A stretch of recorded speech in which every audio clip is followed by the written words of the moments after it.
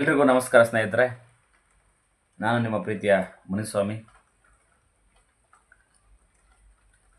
ನಿನ್ನೆಯ ತರಗತಿಯಲ್ಲಿ ನಾವು ಸಂಗಮ ಸಾಹಿತ್ಯದ ಪ್ರಮುಖ ಕಾವ್ಯ ಆಗಿರತಕ್ಕಂಥ ಸಿಲಪ್ಪದಿಗಾರಂ ಕೃತಿಯ ಬಗ್ಗೆ ತಿಳ್ಕೊಂಡಿದ್ವಿ.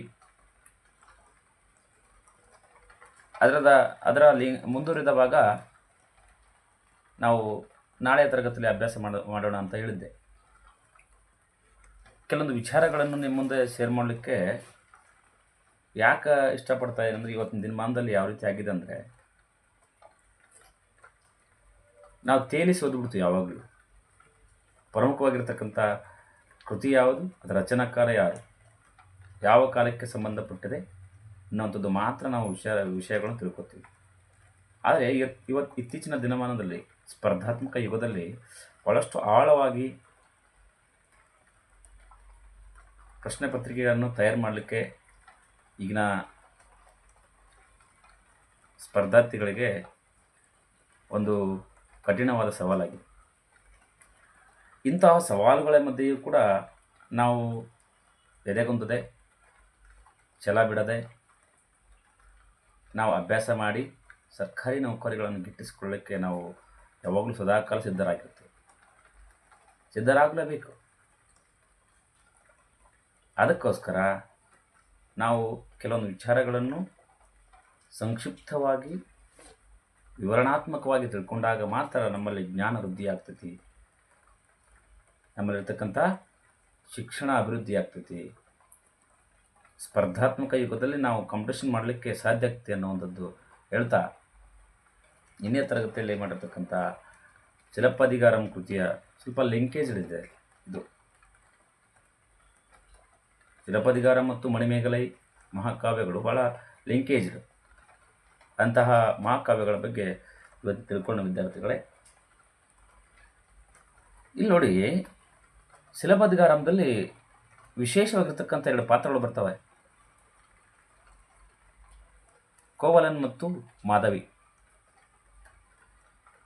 ಕಣ್ಣಗಿ ಅವಳು ಬೇರೆ, ಕಣ್ಣಗಿ ಕೋವಲನ್ನ ಹೆಂಡತಿ, ಒಂದು ಪ್ರೇಮ ವಿವಾಹ ಆಗಿರ್ತಾರೆ. ಕೋವಲನ್ ಅದು ಮರೆತು ಮತ್ತು ಇನ್ನೊಬ್ಬ ನರ್ತಕಿಯಾಗಿರ್ತಕ್ಕಂಥ ಮಾಧವಿ ಲವ್ ಮಾಡ್ತಾನೆ, ಸುತ್ತಾಡ್ತಾರೆ, ಅಲೆದಾಡ್ತಾರೆ, ಇರೋಬ್ಬರ ಎಲ್ಲ ದುಡ್ಡು ಖಾಲಿ ಆಗ್ತೈತಿ, ಮಜಾ ಮಾಡ್ತಾರೆ, ಎಂಜಾಯ್ ಮಾಡ್ತಾರೆ. ಎಂಜಾಯ್ ಮಾಡಿ ಕೊನೆಗೆ ಏನು ಮಾಡ್ತಾರಪ್ಪ ಅಂತಂದ್ರೆ, ಎಲ್ಲನೂ ಕಳೆದುಕೊಂಡಿರ್ತಕ್ಕಂಥ ಕೋವಲನ್ ವಾಪಸ್ ಹೋಗ್ತಾನೆ, ಹೆಂಡತಿ ಕಡೆ ಸ್ವೀಕಾರ ಮಾಡ್ತಾಳೆ. ಸ್ವೀಕಾರ ಮಾಡಿ ಅದು ನಿನ್ನೆ ಕತೆ ಕೇಳಿದ್ವಿ ನಾವು. ಇಲ್ಲಿ ಪ್ರಮುಖವಾಗಿರ್ತಕ್ಕಂಥ ವಿಷಯ ಏನು ಅರ್ಥ ಮಾಡ್ಕೋಬೇಕಪ್ಪ ಅಂದರೆ, ಕೋವಲನ್ ಮತ್ತು ಮಾಧವಿ ಜೊತೆಗಿರಬೇಕಾದ್ರೆ ಒಂದು ಮಗು ಜನಿಸ್ತೈತಿ. ಆ ಮಗುವಿನ ಹೆಸರು ಮಣಿಮೇಕಲೈ ಅಂತ. ಆ ಮಗುವಿನ ಹೆಸರು ಮಣಿಮೇಕಲೈ.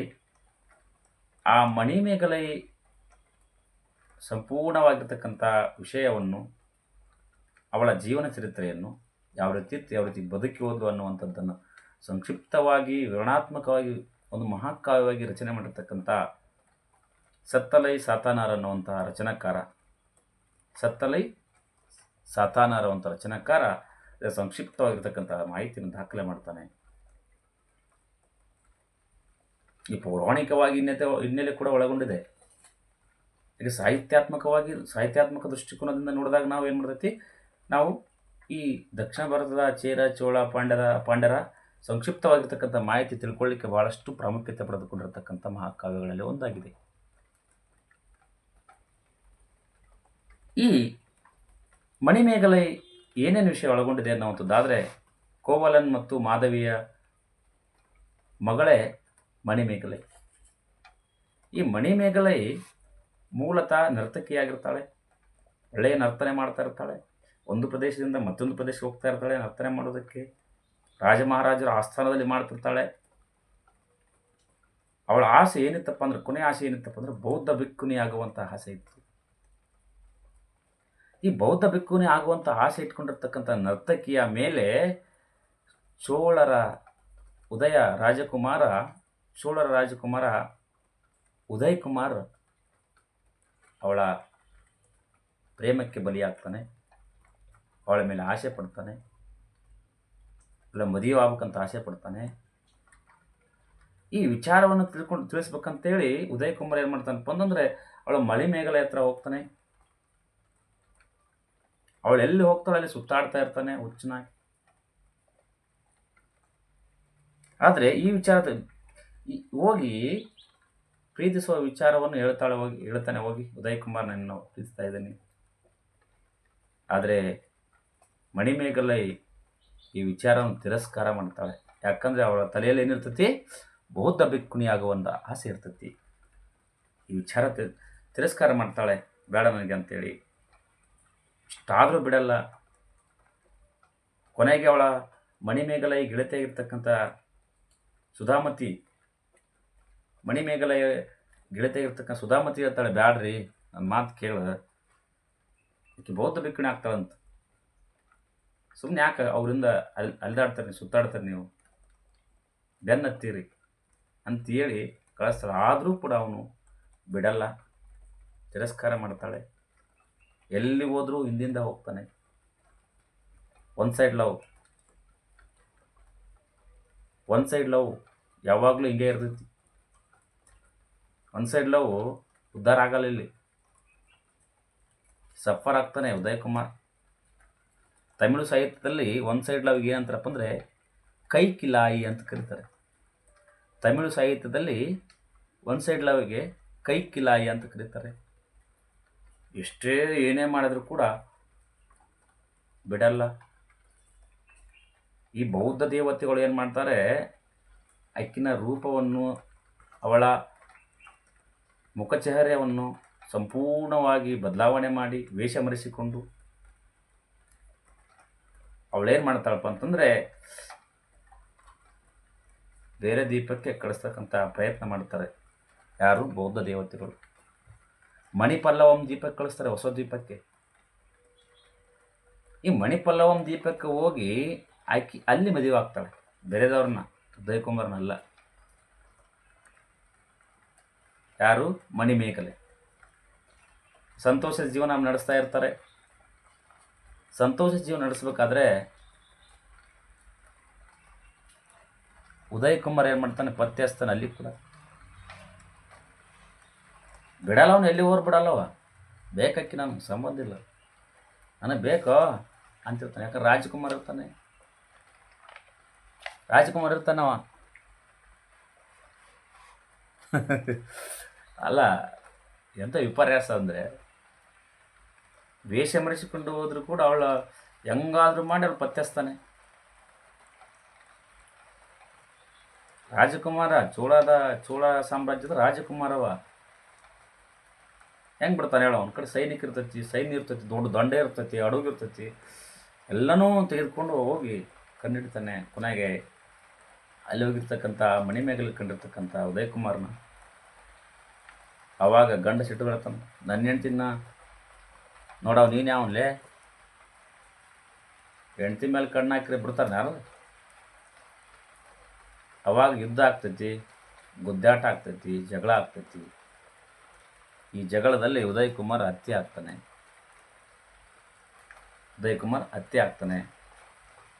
ಈ ವಿಚಾರ ತಿಳ್ಕೊಂಡಿರ್ತಕ್ಕಂಥ ಅವ್ರ ತಂದೆ ತಾಯಿ ಚೋಳ ಸಾಮ್ರಾಜ್ಯದ ರಾಜ ರಾಣಿ ಬರ್ತಾರೆ ಅಲ್ಲಿಗೆ ಮಣಿಪಲ್ಲವಂ ದೀಪಕ್ಕೆ ಬಂದು ಕೇಳ್ತಾರೆ, ಹಿಂಗೆ ಯಾಕೆ ಮಾಡಿದೆ ಅಂತೇಳಿ. ಅದು ಬಗೆಹರದ ಕಥೆ. ಅದು ಉದಯ್ ಕುಮಾರ್ ಸತ್ತೋಗ್ಬಿಟ್ಟ. ಇಷ್ಟೆಲ್ಲ ಜಂಜಾಟಗಳ ಮಧ್ಯೆ ತಲೆ ಕೆಟ್ಟೋಗ್ಬಿಡ್ತೈತಿ ಮಣಿಮೇಗಲೆಗೆ. ಬೌದ್ಧ ದೇವತೆಗಳಿಗೂ ಕೂಡ ತಲೆ ಕೆಟ್ಟೋಗ್ತೈತಿ.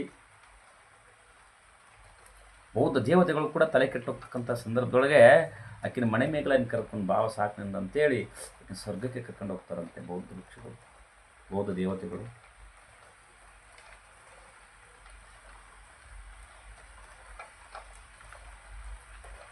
ಅಂದರೆ ಈ ಮಣಿಮೇಗಲೈ ಮಹಾಕಾವ್ಯದಲ್ಲಿ ಮಾಧವಿ ಮತ್ತು ಕೋವಲನ್ ಮಗಳಾಗಿರ್ತಕ್ಕಂಥ ಮಣಿಮೇಗಲೆ ಯಾವ ರೀತಿ ಇದ್ಲು, ಶ್ರದ್ಧಾಪೂರ್ವಕವಾಗಿ ಜೈನ ಮುನಿಗಳಾಗಿ, ಜೈನ ಸನ್ಯಾಸಿಯಾಗಿ, ಬೌದ್ಧ ಭಿಕ್ಷುಣಿಯಾಗಿ ಇದ್ಲು ಅನ್ನುವಂಥದ್ದು ಕೂಡ ಸಂಪೂರ್ಣವಾಗಿರ್ತಕ್ಕಂಥ ಮಾಹಿತಿ ಈ ಮಹಾಕಾವ್ಯದಲ್ಲಿ ಒಳಗೊಂಡಿದೆ. ಅದೇ ರೀತಿಯಾಗಿ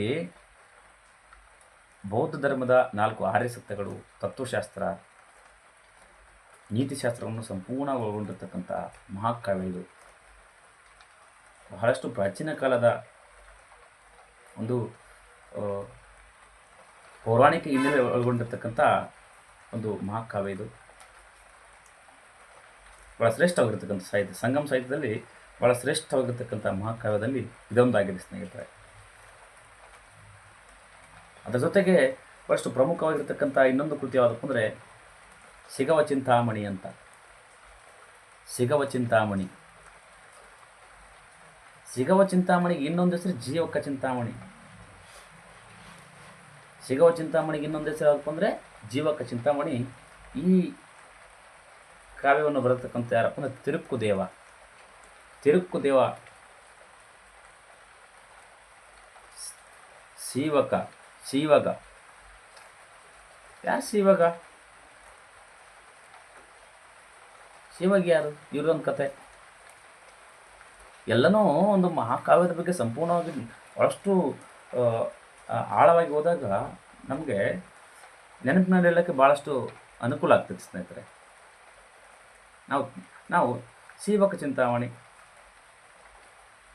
ತಿರುಕ್ಕುದೇವ ಬರತಕ್ಕಂಥದ್ದು ಮುಗಿಯಿತು. ನೆನಪಿಡಲಿಕ್ಕೆ ಕಷ್ಟ ಆಗ್ತದೆ. ಆದರೆ ಅದರಲ್ಲಿರ್ತಕ್ಕಂಥ ವಿಷಯಗಳನ್ನು ನಾವು ಅರಿತುಕೊಂಡಾಗ, ಅದರಲ್ಲಿರ್ತಕ್ಕಂಥ ಸ್ವಾರಸ್ಯಕರವಾಗಿರ್ತಕ್ಕಂಥ ಮಾಹಿತಿಗಳನ್ನು ತಿಳ್ಕೊಂಡಾಗ ನಮಗೇನಾಗ್ತದೆ, ನೆನಪಿಡ್ಲಿಕ್ಕೆ ಸಾಧ್ಯ ಆಗ್ತದಲ್ವ. ಈಗ ನೋಡಿ, ಈಗ ಮಣಿಮೇಗಲೆಯಾಗಲಿ ಶಿಲಪ್ಪದಿಗಾರಂ ಕಾವ್ಯದ ಬಗ್ಗೆ ನಾ ಹೇಳಿರ್ತಕ್ಕಂಥ ಈ ಕಥಾವಸ್ತು ಯಾವತ್ತೂ ನಿಮಗೆ ಮರಲಿಕ್ಕೆ ಸಾಧ್ಯ ಇಲ್ಲ. ಅದೇ ರೀತಿಯಾಗಿ ಆ ರೀತಿಯಾಗಿರ್ತಕ್ಕಂಥ ವಿಷಯ ತಿಳ್ಕೊಂಡಾಗ ನಾನು ಸಂಪೂರ್ಣ ನೆನಪಿಡ್ಲಿಕ್ಕೆ ಸಾಧ್ಯ ಆಗ್ತದೆ. ಇರಲಿ, ಕೇಳ್ರಿ ಅದನ್ನು. ಆದರೂ ಈಗ ಶಿವಕ ಚಿಂತಾಮಣಿ ಅಂತಂದರೆ ಕೇಳೋಣ. ಜೀವಕ ಚಿಂತಾಮಣಿ ಅಂದ್ರೆ ಒಂದೇ, ಶಿವಕ ಚಿಂತಾಮಣಿ ಅಂದ್ರೆ ಒಂದೇ. ಇದನ್ನು ಬರೆದವ್ರು ಯಾರಪ್ಪ ಅಂದರೆ ತಿರುಕ್ಕುದೇವ. ಇಲ್ಲಿ ಒಬ್ಬ ಮಹಾರಾಜ ಇರ್ತಾನೆ. ಆ ರಾಜ್ಯದ ಮೇಲೆ ಶತ್ರುಗಳು ದಾಳಿ ಮಾಡ್ತಾರೆ, ಆಕ್ರಮಣ ಮಾಡ್ತಾರೆ. ಇಂತಹ ಸಂದರ್ಭದಲ್ಲಿ ಮಹಾರಾಜನಿಗೆ ಒಂದು ಚಿಕ್ಕ ಪಾಪು ಇರ್ತೈತಿ. ಆ ಚಿಕ್ಕ ಪಾಪು ಆಕ್ರಮಣಕ್ಕೆ ಒಳಗಾಗಿ ಎಲ್ಲಿ ಅವನು ಕೊಲೆ ಮಾಡಿಬಿಡ್ತಾರೋ, ಹತ್ಯೆ ಮಾಡ್ತಾರೋ ಅಂತ ವಿಚಾರ ಇಟ್ಕೊಂಡು ಆ ಮಹಾರಾಜ ಆ ಚಿಕ್ಕ ಪಾಪವನ್ನು ಬೇರೆಯವ್ರ ಕೈ ಕೊಟ್ಬಿಡ್ತಾನೆ. ಬೇರೆಯವ್ರ ಕೈ ಕೊಟ್ಟಾಗ ಆ ಮಗು, ಆ ತೆಗೆದುಕೊಂಡೋಗಿರ್ತಕ್ಕಂಥ ಮಗುನು ಭಾಳ ಚಂದವಾಗಿ ಅಚ್ಚುಕಟ್ಟಾಗಿ ಸಕಲ ವಿದ್ಯೆ ಪಾರಂಗತನಾಗಿ ಶಸ್ತ್ರವಿದ್ಯೆ, ಬಿಲ್ವಿದ್ಯೆ, ಒಳ್ಳೆಯ ಬುದ್ಧಿಜೀವಿಯಾಗಿ ಮಾಡ್ತಾರೆ. ಭಾಳ ಸುಂದರವಾಗಿ ಕಳೀತಾನೆ ಜೀವನ. ಆದರೆ ಅವನಿಗೆ ಬರ್ತಾ ಬರ್ತಾ ಬರ್ತಾ ವಿಲಾಸಿ ಜೀವನಕ್ಕೆ ಬೀಳ್ತಾನೆ. ಕಾಮ, ಪ್ರೇಮ, ಅಧಿಕಾರ ಎಲ್ಲ ಪಡ್ಕೊಳ್ತಾನೆ. ಯಾವಾಗ ಅವರ ತಂದೆಯ ಸಾಮ್ರಾಜ್ಯದ ಮೇಲೆ ದಾಳಿ ಮಾಡಿದ್ರೋ ಆ ಪ್ರದೇಶವನ್ನು ವಶಪಡಿಸ್ಕೊಳ್ತಾನೆ. ಜೂಜಾಟ ಆಡ್ತಾನೆ. ಜೂಜಾಟದಲ್ಲಿ ಸಾವಿರಾರು ಮಹಿಳೆಯರನ್ನು ಕೂಡ ಗೆದ್ದು ತನ್ನ ಬಳಿ ಇಟ್ಕೊತಾನೆ. ಇಂತಹ ಶಿವಗ ಒಳ್ಳೆಯ ಬುದ್ಧಿಜೀವಿ, ಸಕಲ ವಿದ್ಯೆ ಪಾರಂಗತನಾಗಿದ್ದ, ಜಾಣನಾಗಿದ್ದ. ಎಲ್ಲವನ್ನು ಬಂದಾಗ ಅವನಲ್ಲಿ ಬೇರೆಯಾಗಿರ್ತಕ್ಕಂಥ ವ್ಯಕ್ತಿತ್ವ ಕಾಣಿಸ್ತೈತಿ. ಮಹಿಳೆಯರನ್ನ ಕೂಡ ಇಟ್ಕೊತಾನೆ. ಸಾವಿರಾರು ಮಹಿಳೆಯರನ್ನ ಜೂಜಾಟದಲ್ಲಿ ಗೆಲ್ತಾನೆ. ಇಂತಹ ಸಂದರ್ಭದಲ್ಲಿ ಅವನಿಗೆ ಅರಿವಾಗ್ತೈತಿ,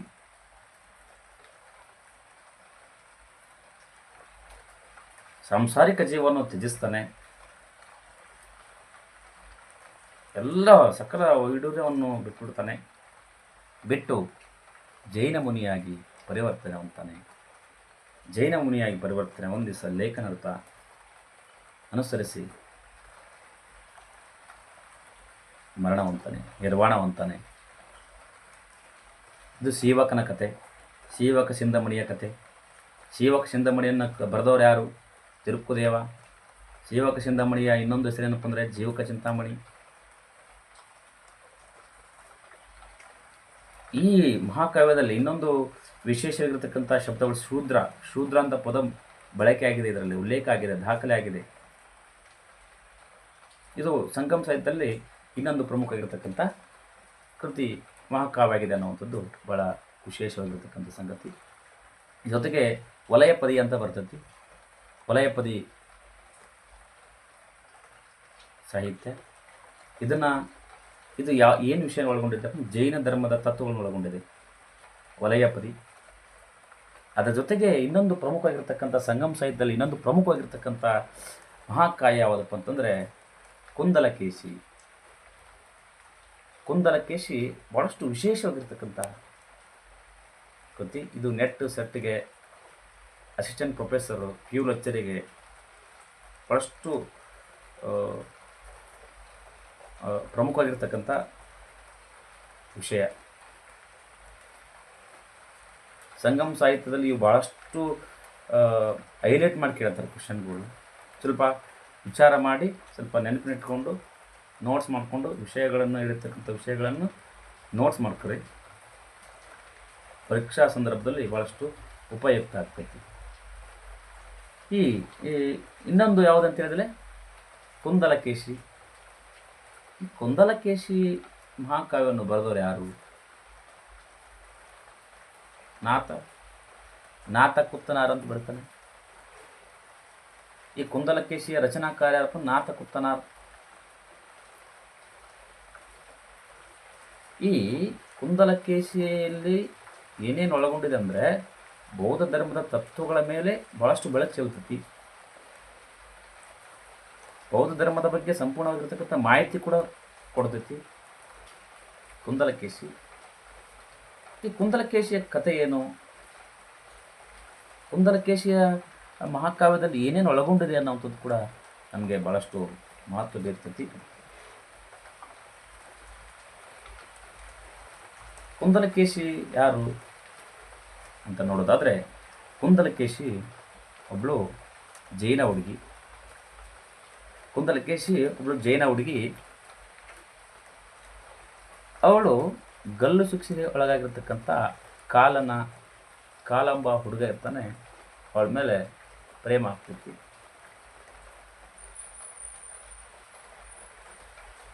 ಕುಂದಲಕೇಶಿ ಪ್ರೇಮವಾಗ್ತೈತಿ. ಕೊನೆಗೆ ಕುಂದಲಕೇಶಿಯ ತಂದೆ ವಿವಾಹ ಮಾಡ್ತಾರೆ. ಪ್ರೇಮ ವಿವಾಹ ಆಗ್ತೈತಿ. ದಾಂಪತ್ಯ ಜೀವನ ಸುಖವಾಗಿ ನಡೆದಿರ್ತೈತಿ.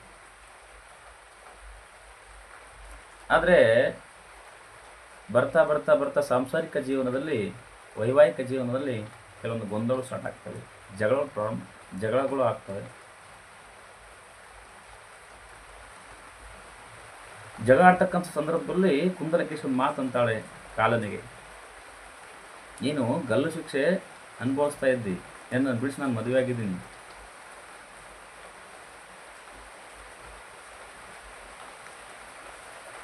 ಗಲ್ಲು ಶಿಕ್ಷೆಗೆ ಒಳಗಾಗಿದ್ದಿ, ಬಂದಿದ್ದಿ, ಮಾತು ನನ್ನ ಕೂಡ ಜಗಾಡ್ತೀವಿ ಅಂತ ಒಂದು ಮಾತು ಅಂತಾಳೆ. ಮಾತಿನ ಬರದಲ್ಲಿ ಮಾತಾಡ್ತೀವಿ.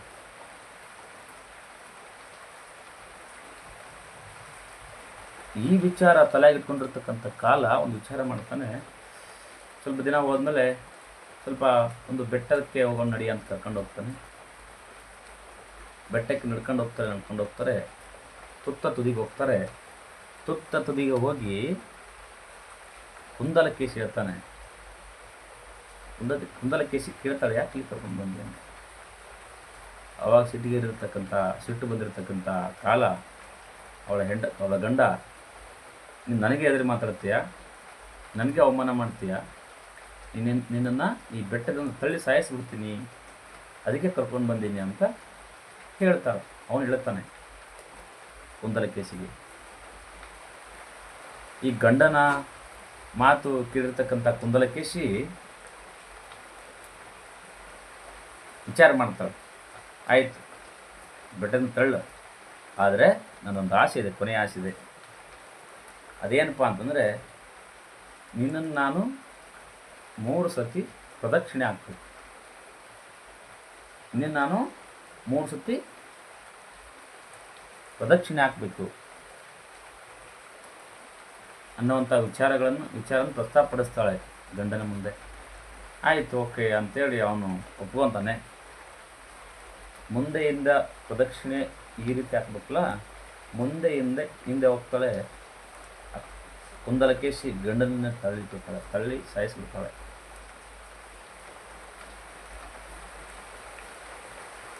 ಆದರೆ ತಳ್ಳಿದ ಮೇಲೆ ಅವಳು ಶಾಂತಿ ನೆಮ್ಮದಿರಲ್ಲ. ಗಂಡ ಸತ್ತೋಗ್ತಾನೆ. ಹುಡುಗೆ ಬೇಜಾರಾಗಿ ಮನಸ್ಸಿಗೆ ನೊಂದು ಏನಾಗ್ತಾಳಪ್ಪ ಅಂತಂದರೆ ಕೊನೆಗೆ ಬೌದ್ಧ ಭಿಕ್ಕುನಿ ಆಗ್ತಾಳೆ. ಬೌದ್ಧ ಭಿಕ್ಕುನಿಯಾಗಿ ಬೌದ್ಧ ಧರ್ಮ ಸ್ವೀಕರಿಸ್ತಾಳೆ. ಈ ರೀತಿಯಾಗಿರ್ತಕ್ಕಂಥ ಈ ಮಹಾಕಾವ್ಯದಲ್ಲಿ ಭಾಳ ವಿಶೇಷವಾಗಿರ್ತಕ್ಕಂಥ ಸಂಗತಿ ನಾವು ತಿಳ್ಕೊಂಡಿದ್ದೀವಿ ಸ್ನೇಹಿತರೆ. ಅದಕ್ಕೋಸ್ಕರ ಸಂಗಮ ಸಾಹಿತ್ಯದಲ್ಲಿ ಸಿರಪ್ಪಾಧಿಕಾರಂ, ಮಣಿಮೇಗಲೈ, ತಿರುಕ್ಕುರುಳ್, ಕುಂದಲಕೇಶಿ, ಯೋಗಚಿಂತಾಮಣಿ ಇವು ಭಾಳಷ್ಟು ಪ್ರಮುಖವಾಗಿರ್ತಕ್ಕಂಥ ಮಹಾಕಾವ್ಯಗಳು. ಇದರ ಬಗ್ಗೆ ನೀವು ಸ್ವಲ್ಪ ವಿಶೇಷವಾಗಿರ್ತಕ್ಕಂಥ ಕಾಳಜಿ, ವಿಶೇಷವಾಗಿರ್ತಕ್ಕಂಥ ಸಮಯ ಕೊಟ್ಟು ಈ ತರಗತಿಯನ್ನು ತಿಳ್ಕೊಳ್ಳಿ. ನನ್ನಿಂದ ಸಾಧ್ಯವಾದಷ್ಟು ನಿಮಗೆ ಮಾಹಿತಿ ಕೊಟ್ಟಿದ್ದೀನಿ. ನನಗೆ ಎಷ್ಟು ಅಭ್ಯಾಸ ಮಾಡಿ ಕೊಡಬೇಕಾಗಿತ್ತು ಅಷ್ಟು ಕೊಟ್ಟಿದ್ದೀನಿ ನಾನು ತಿಳಿದ ಮಟ್ಟಿಗೆ. ಇದರಲ್ಲಿ ಯಾವುದೂ ಲೋಪದೋಷಗಳಿದ್ದರೆ ದಯವಿಟ್ಟು ನಿಮಗೆ ಕಾಮೆಂಟ್ ಮುಖಾಂತರ ನನಗೆ ತಿಳಿಸ್ಕೊಡಿ. ನಾವು ನಿಮ್ಮಿಂದ ಹಲವಾರು ವಿಚಾರಗಳನ್ನು ತಿಳ್ಕೊಳ್ಬೇಕಾಗಿತ್ತು. ನೆಟ್ ಸೆಟ್ಗೆ, ಅಸಿಸ್ಟೆಂಟ್ ಪ್ರೊಫೆಸರ್ಗೆ, PU ಲೆಕ್ಚರ್ಗೆ ಭಾಳ ಪ್ರಾಮುಖ್ಯತೆಯಾಗಿರ್ತಕ್ಕಂಥ ತರಗತಿ ಕೇಳಿ. ಹಾಗೆ ನಿಮ್ಮಲ್ಲಿರ್ತಕ್ಕಂಥ ಜ್ಞಾನವನ್ನು ನಮಗೂ ಸ್ವಲ್ಪ ತಿಳಿಸ್ಕೊಡಿ. ನಿಮ್ಮಲ್ಲಿರ್ತಕ್ಕಂಥ ವಿಷಯಗಳು ನಮಗೂ ಸ್ವಲ್ಪ ಹೇಳಿ. ಸ್ವಲ್ಪ ಏನಾರ ಯಾವುದಾದ್ರೂ ಸ್ವಲ್ಪ ದೋಷ ಇದ್ದರೆ ಕಾಮೆಂಟ್ ಮುಖಾಂತರ ತಿಳಿಸಿ ಅಂತ ಹೇಳ್ತಾ ಇವತ್ತಿನ ತರಗತಿಯಲ್ಲಿ ಮುಗಿಸ್ತಾ ಇದ್ದೀನಿ. ನಿಮಗೆಲ್ರಿಗೂ ಶುಭವಾಗಲಿ, ಒಳ್ಳೆಯದಾಗಲಿ. ಈಗ DK ಶಿವಕುಮಾರ್ ಬಂದರು ಮುಖ್ಯಮಂತ್ರಿಯಾಗಿ. ಅವರು ಈ ಸತಿ ಅದನ್ನು ನೋಟಿಫಿಕೇಶನ್ ಮಾಡ್ತಾರೆ ಅನ್ನುವಂಥದ್ದು ನೋಡೋಣ.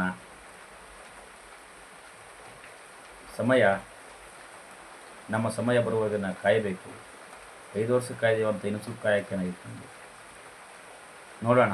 ಕೊನೆಗೆ ಬಂದು ನಾವು ನಮ್ಮ ಛಲ ಬಿಟ್ಟು ಗಿವ್ ಅಪ್ ಆಗಬಾರ್ದಲ್ಲ. ಅದಕ್ಕೋಸ್ಕರ ಸರಿಯಾಗಿ ಅಭ್ಯಾಸ ಮಾಡಿ, ಸಂಕ್ಷಿಪ್ತವಾಗಿ ಅಧ್ಯಯನ ಮಾಡಿ ಅಂತ ಹೇಳ್ತಾ ಇವತ್ತಿನ ತರಗತಿ ಮುಗಿಸ್ತಾ ಇದ್ದೀನಿ. ಎಲ್ರಿಗೂ ಧನ್ಯವಾದಗಳು.